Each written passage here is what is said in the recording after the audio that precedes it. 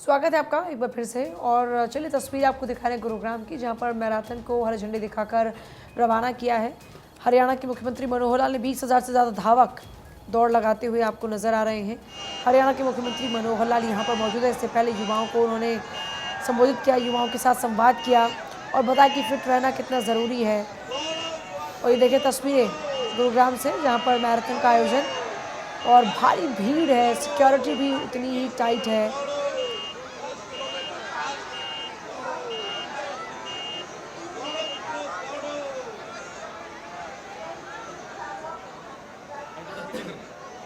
तो गुरुग्राम से लाइव तस्वीरें आपको दिखा रहे हैं। सीएम मनोहर लाल ने देखिए यहाँ पर हरी झंडी इस मैराथन को दिखाई है और इसी के साथ स्वस्थ कैसे रहें ये संदेश देते हुए तमाम युवा आपको नजर आ रहे हैं। हर वर्ग के लोग इस मैराथन में दौड़ लगा रहे हैं 21 किलोमीटर, क्योंकि खुद सीएम मनोहर लाल की तरफ से कहा गया। रंजना, आपके पास क्या जानकारी? बिल्कुल, देखिए गुरुग्राम मैराथन 2024 में करीब 40,000 से धावक शिरकत कर रहे हैं और ये तस्वीर देखिए, भारी भीड़ यहाँ पर और किस तरह से जो धावक इसमें शिरकत कर रहे हैं वो एक्साइटेड नज़र आ रहे हैं।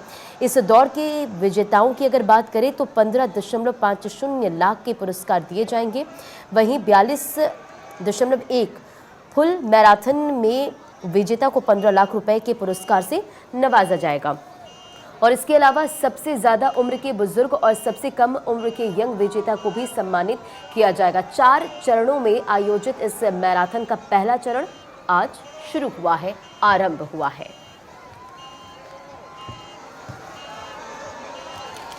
तो गुरुग्राम से मैराथन की तस्वीरें आपको दिखाई। बड़ी खबर इस बीच मिल रही है, गुजरात दौरे पर प्रधानमंत्री नरेंद्र मोदी और थोड़ी देर में पहुंचेंगे बेट द्वारिका मंदिर। आपको बता दें कि पीएम मंदिर में दर्शन पूजन भी करेंगे। इसके बाद की जो तस्वीरें होंगी वो बेहद ही खास होंगी, क्योंकि अब थोड़ी देर में ही बेट द्वारिका मंदिर प्रधानमंत्री नरेंद्र मोदी पहुंचते हुए आपको दिखाई देंगे। दर्शन पूजन भी प्रधानमंत्री नरेंद्र मोदी की तरफ से किया जाएगा। गुजरात दौरा काफी अहम प्रधानमंत्री का ये माना जा रहा है। चुनाव बेहद करीब आ रहे हैं और ऐसे में अब मार्च में, क्योंकि चुनाव की तारीखों का ऐलान चुनाव आयोग की तरफ से कर दिया जाएगा, उससे पहले आप देखिए प्रधानमंत्री नरेंद्र मोदी सुपर एक्टिव नजर आ रहे हैं और ये उनका गुजरात दौरा उतना ही इंपॉर्टेंट अपने आप में गृह राज्य प्रधानमंत्री नरेंद्र मोदी का, और यहाँ से प्रधानमंत्री क्या कुछ कहते हैं ये भी उतना ही देखना इंपॉर्टेंट होगा। और चलिए आगे बढ़ती बात होगी बीजेपी की अहम बैठक की, जेपी नड्डा का चुनावी मंथन। और दिल्ली में जेपी नड्डा की अध्यक्षता में बीजेपी के प्रभारियों की बैठक। मीटिंग में सभी राज्यों के बीजेपी चुनाव प्रभारी और सह प्रभारी मौजूद रहे। लोकसभा क्षेत्रों में मिले फीडबैक को लेकर चर्चा हुई। तो देखिए लगातार बैठकों का दौर जारी है, बहुत ज़्यादा वक्त नहीं है। माना यह जा रहा है कि 13 से 14 मार्च को लोकसभा चुनाव की तारीखों का ऐलान हो सकता है, संभवतः ये माना जा रहा है। तो ऐसे में बहुत ज़्यादा वक्त नहीं है और इसीलिए बीजेपी पूरी कमर तोड़ मेहनत इस वक्त कर रही है। 2024 के चुनाव में लक्ष्य पिछली बार के अपने ही रिकॉर्ड को तोड़ते हुए 400 पार के नारे को साकार करना है। और जेपी नड्डा की अध्यक्षता में कई बैठकें लगातार चली। प्रधानमंत्री मोदी खुद अलग अलग राज्यों के दौरे कर रहे हैं, गृहमंत्री अमित शाह अलग अलग राज्यों के दौरे कर रहे हैं। तो चुनाव प्रभारी उनके साथ में बैठकों का दौर लगातार जारी है, उनके साथ में बारीकी के साथ में मंथन हो रहा है। हर एक राज्य को बारीकी से उस पर नज़र रखते हुए उसके हिसाब से रणनीति बनाकर उस पर काम किया जा रहा है। और जो चुनाव प्रभारी हैं बाकायदा बारीकी से देखिए किस राज्य के क्या कुछ हालात हैं, वो वहाँ के हालातों का जिक्र भी लगातार कर रहे हैं उस बैठकों में। और उसी लिहाज से, क्योंकि देखिए सबसे बड़ी जो रणनीति इस बार नजर आ रही है वो ये कि जो पिछली बार 2019 के लोकसभा चुनाव में बीजेपी ने सीट हारी थी, इस बार सबसे पहले जो उम्मीदवार रहेंगे वो उन्हीं सीटों पर उतारे जाएंगे। और माना यह जा रहा है कि बहुत ही जल्द बीजेपी की जो पहली उम्मीदवारों की सूची है वो आने वाली, जिसमें वो सीट्स रहेंगी जो पिछली बार बीजेपी हार गई थी। तो ये एक रणनीति का हिस्सा है और सोर्सेज के वाले से ये लगातार जानकारियां मिल रही हैं कि 2024 में जीत तो सुनिश्चित मान रहे बीजेपी, लेकिन उसको बड़ा किया जाए इस पर फोकस है। बिल्कुल, तो पूरी रणनीति के साथ बीजेपी आगे बढ़ रही है और विजय के प्रण के साथ बीजेपी आगे बढ़ती हुई। लोकसभा चुनाव से पहले दिल्ली में बीजेपी का मंथन, उत्तर प्रदेश की लोकसभा सीटों को लेकर इसमें चर्चा हुई। सीएम योगी भी इस दौरान मौजूद रहे।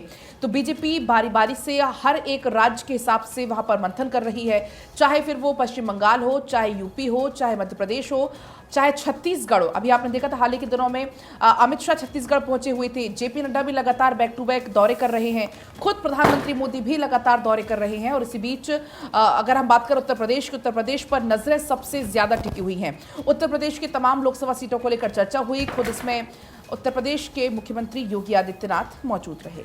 बिल्कुल, तो देखिए 24 का रण और बीजेपी का विजय प्रण। आगामी लोकसभा चुनाव को लेकर बीजेपी पूरी तरह से एक्शन मोड में है। बीजेपी जल्द जारी करेगी उम्मीदवारों की पहली लिस्ट और प्रभारियों के साथ बैठक में ये फैसला लिया जाएगा। बीजेपी मुख्यालय में 6 राज्यों के प्रभारियों के साथ मीटिंग हुई और यूपी के अलावा बंगाल, गुजरात, राजस्थान की लिस्ट आएगी और करीब 100 सीटों पर प्रत्याशियों का ऐलान होगा। मंथन जारी है और बीजेपी लगातार आगामी लोकसभा चुनाव को रणनीति बना रही। प्रधानमंत्री मोदी इस बार भी वाराणसी से चुनाव लड़ेंगे। तो ये बड़ी जानकारी आपको दे रहे हैं। सूत्रों के हवाले से बड़ी खबर भी सामने आई। गांधीनगर से अमित शाह होंगे उम्मीदवार। सूत्रों के हवाले से ये बड़ी जानकारी है। तो बीजेपी जल्द करेगी उम्मीदवारों की लिस्ट जारी और इसे लेकर मंथन का जो दौर है वो भी जारी है। बिल्कुल, और देखिए संभावित कौन कौन से उम्मीदवार कहां से होंगे इसको लेकर, क्योंकि ये अंदेशा तो आराम से लगाया जा सकता है। बड़े चेहरे, दिग्गज नेता ये हैं भारतीय जनता पार्टी के। आगे बढ़ते हैं। सीएम भजनलाल शर्मा की धन्यवाद यात्रा और 13 जिलों में सीएम भजनलाल की ये धन्यवाद यात्रा रही। ERCP धन्यवाद और आभार यात्रा की गई है। सीएम भजनलाल और गजेंद्र सिंह शेखावत का स्वागत यहां पर जोरों शोरों के साथ किया गया। तस्वीरें आपको दिखा रहे हैं क्योंकि 13 जिलों में ये यात्रा हुई और ज़रा देखिए किस तरीके से धन्यवाद यात्रा यहां पर निकाली गई है। लेकिन लोगों ने खूब प्यार बरसाया है सीएम पर और देखिए फूलों की बरसात भी की है। तमाम वहाँ के जो स्थानीय लोग हैं वो आपको सड़क के दोनों तरफ नजर आ रहे होंगे। सुरक्षा के पुख्ता इंतजाम थे। हाथ जोड़ते हुए सीएम आगे बढ़ रहे हैं। तमाम लोगों का धन्यवाद करते हुए नजर आ रहे हैं और उनके साथ गजेंद्र सिंह शेखावत भी इस दौरान मौजूद रहे हैं। 13 जिले ये बताए जा रहे हैं जहां पर ERCP धन्यवाद और आभार यात्रा निकाली गई। राजस्थान की जनता का आभार जताते हुए खुद मुख्यमंत्री भजनलाल शर्मा नजर आ रहे हैं और उस दौरान लोगों का जो जज्बा था वो भी आप जरा देखें। हर कोई कोशिश कर रहा था कि किसी तरीके से सीएम की एक नज़र उन पर चली जाए और इस दौरान कुछ लोग आगे भी बढ़ने की कोशिश कर रहे थे। हालांकि सभी का अभिवादन सीएम ने हाथ हिलाकर स्वीकार किया। चलिए आगे बढ़ रहे हैं। सीट शेयरिंग पर आम आदमी पार्टी कांग्रेस में आखिरकार बन गई सहमति। 5 राज्यों में गठबंधन को लेकर सहमति बनी। आम आदमी पार्टी कांग्रेस की ज्वाइंट प्रेस कॉन्फ्रेंस हुई और उसमें बताया गया कि दिल्ली, गुजरात और हरियाणा में गठबंधन है और गोवा, पंजाब में भी गठबंधन है। तो ये कुछ फैसले लिए गए। पंजाब की बात करते हैं तो पंजाब में कोई गठबंधन वहाँ पर नहीं काम करेगा, यानी कांग्रेस के और आम आदमी पार्टी के अपने अपने उम्मीदवार होंगे। लेकिन जब इस पर जवाब लिया गया अब आम आदमी पार्टी के नेता से, तो उनकी ओर से कहा गया कि साहब देखिए ऐसा कि बीजेपी वहाँ पर तो जीतने वाली है नहीं, बीजेपी के जीतने के कोई चांस ही नहीं है, इसलिए वहाँ पर आम आदमी पार्टी और कांग्रेस के बीच में मुकाबला रहने वाला है, लेकिन हम एक दूसरे का समर्थन करेंगे। ये बात थोड़ी सी विचित्र आपको लग सकती है, लेकिन जो बात कही गई वही आपको बताई जा रही है। सबसे बड़ी बात यह है कि देखिए आम आदमी पार्टी और कांग्रेस को आखिरकार समझ में आए कि साथ चुनाव लड़ना कितना ज़रूरी है। क्योंकि देखिए दिल्ली की अगर बात करते हैं तो दिल्ली में पिछली बार के लोकसभा चुनाव की वोट परसेंटेज को उठाकर देखें तो 50% से ज़्यादा, एक सीट का अगर वोट परसेंटेज देखें तो 50, 56, 53 इस तरीके से वोट परसेंटेज बीजेपी का रहा। दोनों का मिला तो भी 50% नहीं आया। तो ऐसे में इस बार दोनों पार्टी दिल्ली, गुजरात, हरियाणा, गोवा, पंजाब यहाँ पर मिलकर चुनाव लड़ रही है। सीट शेयरिंग का फॉर्मूला भी तय हो चुका है, किसके पास कितनी सीट है वो इससे पहले भी मेरे तमाम सहयोगियों ने आपको बताया। और अब चलिए आगे बढ़ेंगे। बात होगी महाराष्ट्र की। शरद पवार ने पार्टी का चुनाव चिन्ह जारी कर दिया है। शरद पवार पार्टी का चुनाव चिन्ह तुरही बजाता व्यक्ति लॉन्च किया है।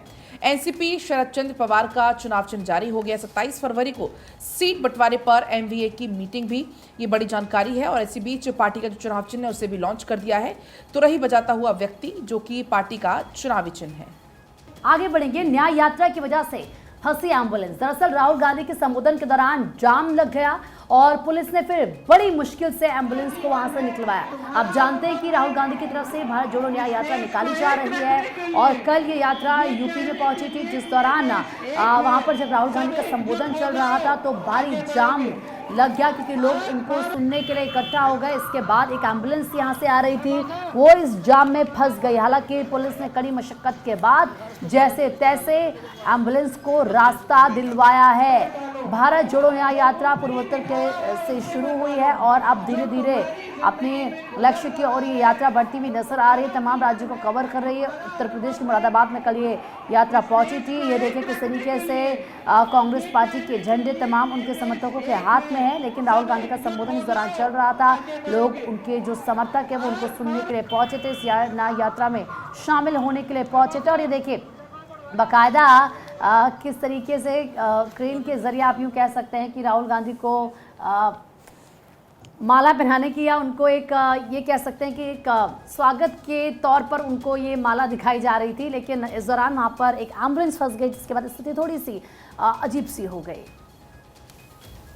और चलिए आगे बढ़ रहे हैं। आईपीसी अब भारतीय न्याय संहिता 1 जुलाई से लागू होंगे 3 नए criminal law. Hit and run में बदलाव अभी लागू नहीं होगा। महिलाओं और बच्चों की सुरक्षा को प्राथमिकता। 1897 इंडियन एविडेंस एक्ट अब भारतीय साक्ष्य संहिता। 1898 की सीआरसीपी भारतीय नागरिक सुरक्षा संहिता। दैनिक भास्कर की यह खबर है और मुझे लगता है कि यह खबर भी हर अखबार पे फ्रंट पेज पर होगी। मेरे पास हिंदुस्तान है और हिंदुस्तान में भी देखिए फ्रंट पेज पर यह खबर है और हेडलाइन है, नए आपराधिक कानून 1 जुलाई से लागू होंगे। अंग्रेजों के ज़माने से चले आ रहे कानूनों से अब आखिरकार मिलेगा छुटकारा। देखिए देश में 1 जुलाई से आपराधिक संहिता से जुड़े 3 नए कानून लागू हो जाएंगे। केंद्रीय गृह मंत्रालय की तरफ से इस संबंध में बाकायदा अधिसूचना भी जारी की गई है। 3 नए कानूनों की अगर बात करें, भारतीय न्याय संहिता, भारतीय नागरिक सुरक्षा संहिता और भारतीय साक्ष्य अधिनियम को शीतकालीन सत्र के दौरान ही आपने देखा था कि इसको फैसला लेकर लागू कराने के प्रयास सफल हुए थे। हालांकि और अब चलिए आगे बढ़ेंगे। बात होगी किसानों की। किसान हटेंगे या मुसाफिर चलेंगे, बड़ा सवाल यह है, क्योंकि अब जो सिंघू बॉर्डर है उससे भी अब खाली कराने का काम शुरू हो गया है। तमाम जो बॉर्डर्स हैं उनको अब खाली कराने का काम शुरू हो गया है। दिल्ली की सीमाओं पर खुलने लगे हैं रास्ते, अब सुगम हो जाएगी आवाजाही, क्योंकि पिछले कुछ दिन से जब से किसान वहां पर डटे हुए थे, काफ़ी ज़्यादा ट्रैफिक का सामना लोगों को करना पड़ रहा था, जाम का सामना लोगों को करना पड़ रहा था। टीकरी सीमा खोलने का काम भी शुरू हो गया है। आज खुल जाएंगे सिंघू बॉर्डर, गाजीपुर बॉर्डर। इसके अलावा किसानों के दिल्ली कूच के कारण 12 दिन से यहाँ पर आवाजाही बंद थी, लेकिन अब खोलने का काम शुरू हो गया है। वो जो बैरिकेडिंग से हटाती हुई भी तस्वीरें निकलकर सामने आई थी, 12 दिन पहले जो सीमाएं बंद की गई थी, अब वो खुलने लगी है। इससे पहले आपको बता दें, सोमवार से दिल्ली की सीमाओं से आवाजाही सामान्य होने की उम्मीद भी अब जताई जाने लगी है। दिल्ली कूच 29 फरवरी तक टालने के कारण अब शनिवार को टिकरी बॉर्डर खोलने का काम शुरू कर दिया है। ट्रकों को वहां से हटा दिया गया है, कंटेनर रास्ते से हटाकर साइड में रख दिए गए हैं। जर्सी बैरियर, लोहे की बैरिकेडिंग भी वहां से हटा दी गई है। आपको बता दें, जो मशीन है उन्हें भी वहां से हटाने का काम शुरू हो गया